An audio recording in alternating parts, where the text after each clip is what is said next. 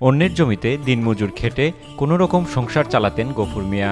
এক সময় একবেলা খাবার জুটলেও অন্য বেলা জুটত না। এলাকায় ঘাস চাষে বদলে গেছে তার ভাগ্য। ঘাস চাষ করে তিনি এখন কোটিপতি।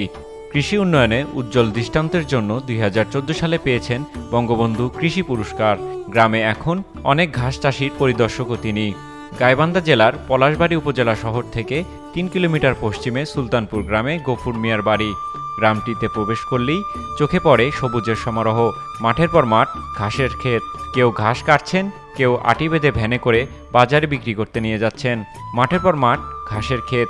কেউ ঘাস কাটছেন, কেউ আটি বেঁধে ভ্যানে করে ঘাস বিক্রির জন্য নিয়ে যাচ্ছেন। বর্তমানে ২২ বিঘা জমিতে নেপিয়ার জাতের ঘাস রোপণ করেছেন তিনি। এর মধ্যে ১০ বিঘা নিজের, ১২ বিঘা বন্ধক নেওয়া। ১ বিঘা জমিতে উৎপাদন খরচ পড়েছে ১২,০০০ টাকা। ১ বিঘা জমি থেকে ৩ বছর ঘাস পাওয়া যায়। ৩ বছরে আয় হবে ৩ লক্ষ টাকা। প্রতি মাসের খরচ বাদে ঘাস বিক্রি করে মাসিক আয় লাখ টাকারও উপরে।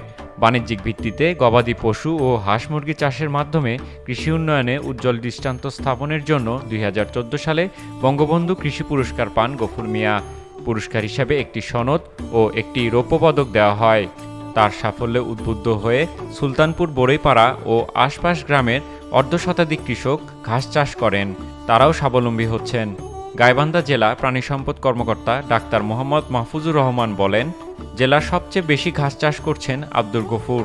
গাইবান্ধা জেলার প্রাণী সম্পদ কর্মকর্তা ডাক্তার মোহাম্মদ মাহফুজুর রহমান বলেন, জেলার সবচেয়ে বেশি ঘাস চাষ করছেন আব্দুল গফুর। বাণিজ্যিকভাবে অনেকদিন ধরেই নেপিয়ার জাতের ঘাস চাষ করছেন। পুষ্টিগুণ সম্পন্ন এ ঘাস চাষ বেশি লাভজনক।